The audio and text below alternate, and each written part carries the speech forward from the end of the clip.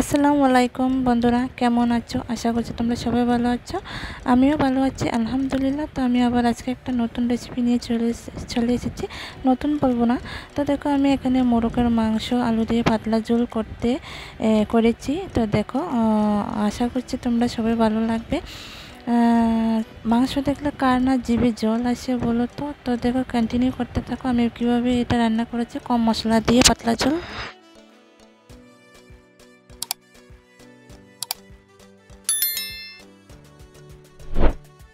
তো দেখো, আমি এখানে মাংসগুলো ধুয়ে নিয়েছি।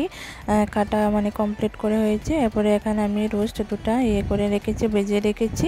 আর এখানে আমি লাল লাল করে আলু এবং পেঁয়াজ করে নিচ্ছি, ভেজে নিয়েছি, লাল লাল হয়ে গেছে। তো আমি যা যা উপকরণ লাগে মাংস রান্নার জন্য সবগুলো এখানে অ্যাড করে দিচ্ছি। যেমন হলুদ দিলাম, এরপর হলো লঙ্কা গুঁড়ো দিলাম, এরপর হলুদের গুঁড়ি দিলাম। তো দেখো, আমি আমার এক হাতে মোবাইল, তো আরেক হাতে মানে মশলাগুলো দিচ্ছে, তার জন্য আমার এভাবে করতে হচ্ছে। এখানে তো কষিয়ে রাখা যে আদা রসুন কাঁচা লঙ্কা পেস্ট এগুলো অ্যাড করে দিলাম। এটা মানে আমার মশলা দেওয়ার আগে মানে মশলা বলতে মানে জিরে ধনে হলুদ দেওয়ার আগেও তো আমি কষিয়ে নেওয়ার দরকার ছিল, কিন্তু তো মানে আমার একটু ভুল হয়ে গেছে। তো আগে কিন্তু মানে পেঁয়াজের সাথে আদা রসুন কাঁচা লঙ্কা পেস্টটা মানে দেওয়া হয়। আর তো এখন আমি একটুখানি নুন অ্যাড করে দিলাম স্বাদ মতো। তো সব মানে পরিমাণ করে দিলাম। তো একটুখানি আমি জল দেব এটার মধ্যে। দেখো, আমার হাত কেটে গিয়েছিল, এটাই আমি বারবার দেখানোর চেষ্টা করছি। তো দেখো, মানে একটুখানি মানে লেগে যাচ্ছিলো, তার জন্য একটুখানি মানে জল দিয়ে দিলাম। জল দিয়ে ওটাকে একটু কষিয়ে নেব। ওটা যখন নাকি তেল ছাড়বে মশলাটা কষানোর পর, তো দেখো এখানে মাংস এটা রান্না করবো না, এটা ফ্রিজে রাখার জন্য আমি রেখে দিচ্ছি। তো এটা রান্না করবো। তো এখানে দেখো আমার মাংসর জন্য মশলা কষানি কমপ্লিট হয়ে গেছে, মোটামুটি তেল ছেড়ে দিয়েছে। তো এখন আমি মাংসটা দিয়ে দেব। তো দেখো, যে বেজেছিলাম যে ইয়েটা রোস্তা, ওটাও দিয়ে দিলাম। তো পায়াটা আমি কাটিনি, মোরগের যে পায়া ছিল ওটা। তো দেখো, আমি এভাবে আস্তে আস্তে করে ওটাকে লাল লাল করে কষিয়ে নেব। এখন মশলার সাথে ওটাকে আমি এভাবে কষিয়ে নিচ্ছি। তোমরা এভাবে রান্না করে দেখো। মানে মাংসটাকে কিন্তু অনেক রকম করেই কিন্তু রান্না করা যায়, কিন্তু মানে মানে মাংসটাকে মশলার সাথে মানে অ্যাড করে মেখে 10-15 মিনিট বা 1 ঘন্টা বা আধা ঘন্টার জন্য মাখিয়ে রেখে এভাবেও রান্না করা যায়।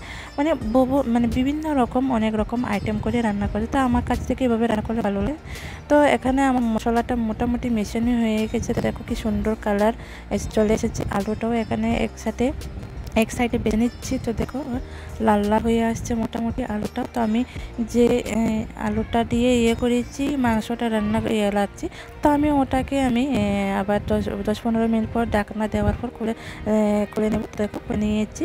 তো তুলে আবার তো আমি দেখো খুব সুন্দর ফ্লেভার এবং কি সুন্দর কালার এসে গেছে। তো দেখো, এটা এখন আলুটাও দেখো কত সুন্দর করে লালচে লালচে পেয়ে গেছে। তো কষানো হয়ে গেছে মোটামুটি মাংসটা। তো এখন আমি আলুটা এখন অ্যাড করে দেবো। তো দেখো, মাংসটার সাথে আলু একসাথে মানে কষিয়ে নেব। যে যেখান থেকে আমার ভিডিওটা দেখছো অবশ্যই ভালো লেগে থাকলে অবশ্যই লাইক কমেন্ট করে জানাবেন কেমন হয়েছে। আমার এখানে দেখো আলু আর হয়ে গেছে। আবার ঢাকনা দিয়ে দিয়েছি। 5 মিনিট পর আমি আবার তুলে নেব। তো ঢাকনা দেওয়া হয়ে গেছে। তো যেখানে আমি আলুটা ভাজা করেছিলাম ওইখানেই আমি আবার তেলটা ঝোলের জন্য জল গরম বসিয়ে দিয়েছি, ঝোলটা আরে। তো দেখো, আমি 5 মিনিট পর ঢাকনাটা খুলে নিয়েছি। তো এখন এভাবে দেখো লালচে লালচে কত সুন্দরভাবে কষিয়ে নিয়েছি। মশলা কি সুন্দর হেভি কালার চলে এসেছে। তোমরা যে যেখান থেকে আমার ভিডিও দেখছো অবশ্যই কমেন্ট সেকশনে জানাবে কেমন হয়েছে, আমার মানে রান্নাটা কেমন হচ্ছে। দেখো তেলটা বের হয়ে গেছে। তা আমি উনুনটা একটু কমিয়ে দিলাম। তো মানে যারা নতুন দেখছো আমার ভিডিওটা, আমার এই রেসিপিটা, অবশ্যই আমার চ্যানেলটাকে সাবস্ক্রাইব করে অল অপশনে ক্লিক করে বেল আইকনে প্রেস করে আমার পাশেই থেকে যাবেন। আমি এমন নিত্য নতুন আরও রেসিপি প্লাস আরও ব্লগ মানে আমি নানান ধরনের ব্লগ দিয়ে থাকি। তোমরা মানে পেতে হলে অবশ্যই সাবস্ক্রাইব করার পর অল অপশনে ক্লিক করতে একদম ভুলবেন না। তো আমি বারবারও দেখানোর চেষ্টা করছি, বারবার দেখা যাচ্ছে না ক্লিয়ারভাবে যে আমার হাতটা কেটে গিয়েছিলো, ওটা বারবার দেখানোর চেষ্টা করতেছি। হয়তো তোমরা বলতে পারো বারবার আঙুলটা ভাবে দেখাচ্ছে কেন, মানে প্রচণ্ড যন্ত্রণা করছিল হাতটা, তার জন্যই। তো আমি ঝোল দিয়ে দিয়েছি এখানে, গরম মানে ঝোল। তো তখন আমি ক্যামেরাটা করতে পারিনি, কেননা গরম ছিল, কড়াইয়াটা দু হাতে ধরতে হয়েছিল, তো তার জন্য। তো তোমাকে আমি ঝোল দিয়ে দিয়েছি। দেখো কি সুন্দর কালার এসে গেছে, লাল লালভাবে তেল বেশি আছে উপরে, খুব সুন্দর ফ্লেভার, মানে গন্ধটা স্মেলটাও বের হচ্ছে কিন্তু। তো